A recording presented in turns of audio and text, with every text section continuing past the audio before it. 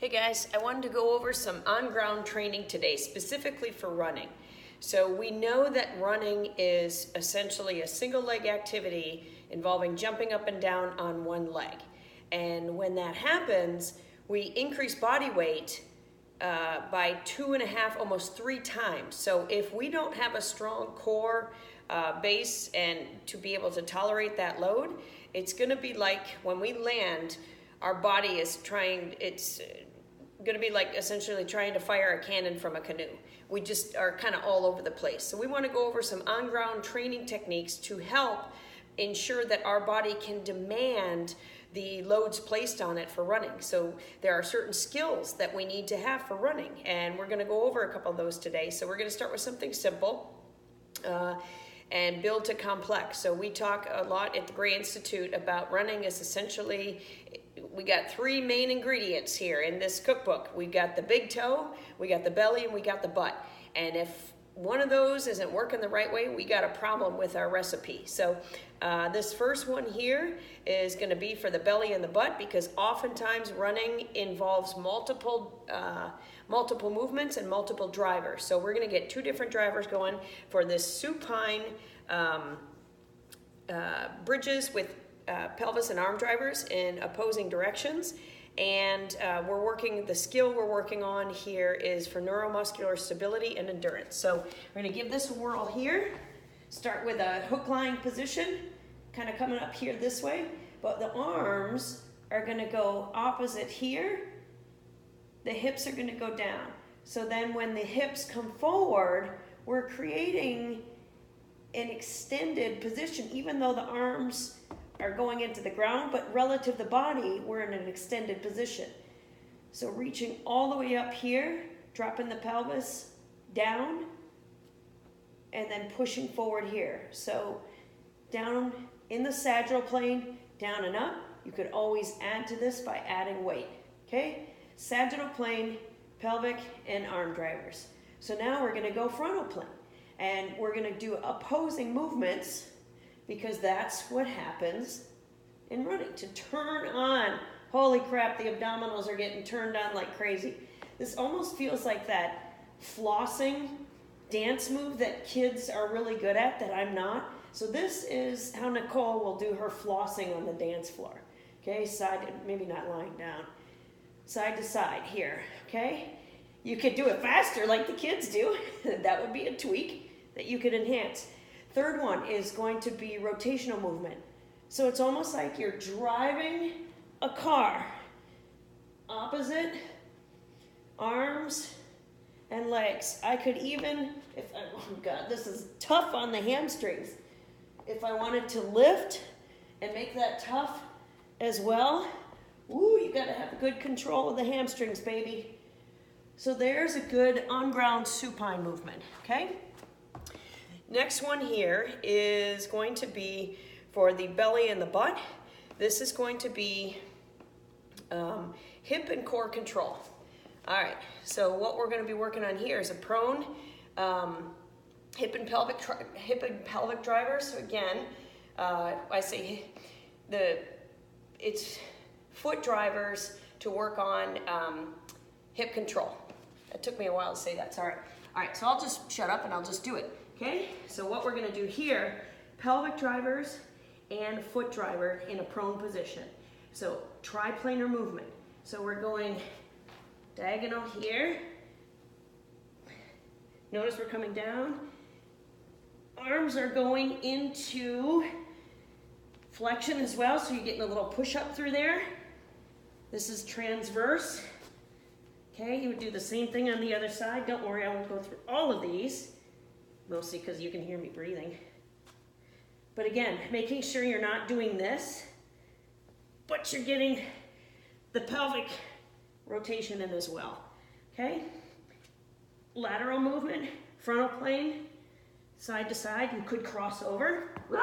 You could go wide. Make sure that pelvis is going. So again, you're not just doing this, going all the way. It sounds shady, but you know what I mean. Pelvic driver. Big difference from just the leg. You can't even see it, sorry. From just the leg to getting the whole body.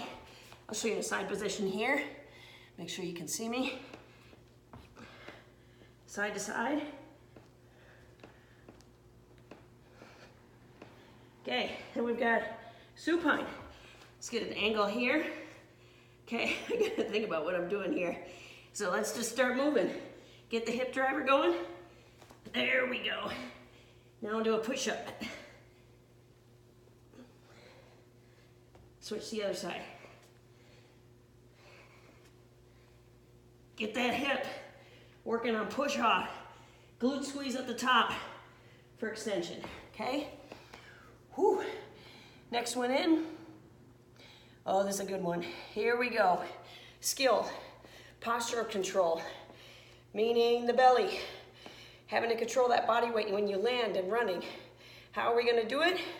We're gonna improve core and upper body strength inside line. So what that's gonna look like is this. In forearm position here to start with.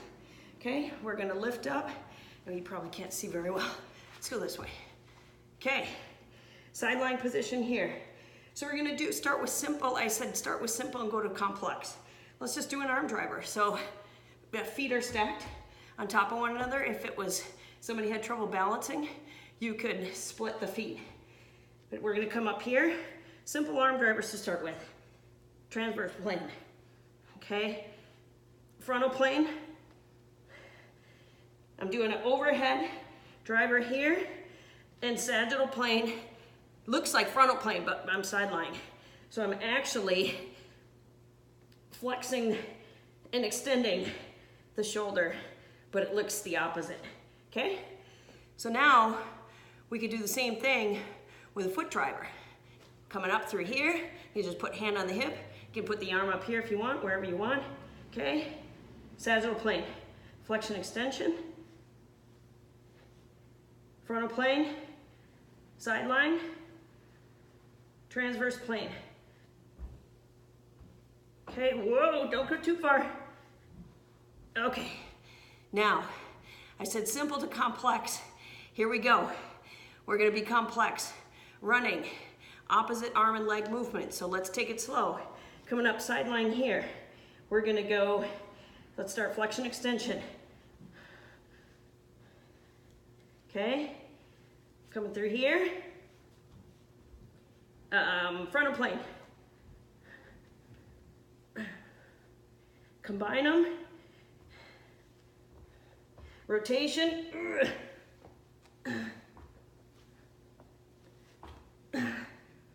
Whew. Good luck demonstrating that one. You guys are gonna be awesome showing your clients. All right, last one here. Sprinting is the skill. So one of the other things that we need in running is to be able to make sure we work on plyometric or powerful activities that will help increase power, because we're gonna be landing all that body weight. So we're gonna go into, this is also working on the big toe. We talked about the big toe, the belly, and the butt. So we're gonna be up on the tiptoes. Sprinting position here, okay? What some of you might know as mountain climbers. And not the kind where your booty is going here.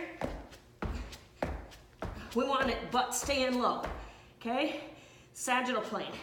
So now here we go with the frontal plane. Woo, don't go too far, or if you do, make a wish. Okay? I'm doing split jumps. You could decide to do bilateral, but I'm not.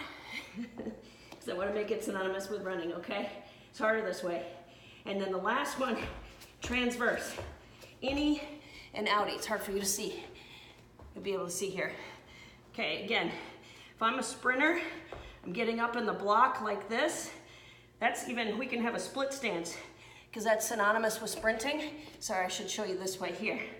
Okay, we're gonna fine tune this a little bit more. This is my first run with it. Rotate in, rotate out. I'll show you from a forward position. Okay, so we're kind of LXX with the feet. Internal, external, internal, external, double time. This is sprinting, for God's sake. Okay? Then we're gonna do RXX with the feet, all right? To start, I guess you'd say. Then we're gonna go internal and external. Oh, should go slow first. Right side doesn't want to internally rotate too much. Double time. Okay, there you have it. 4 different on-ground running specific activities to help your runners. I want you guys to do the nomenclature. Those are just examples. Play around with them, steal them, and hope you're not breathing as heavy as I am. I'm gonna go for a run because clearly I need to work on my cardio capacity. But let's get this going. We can do this. Go get them.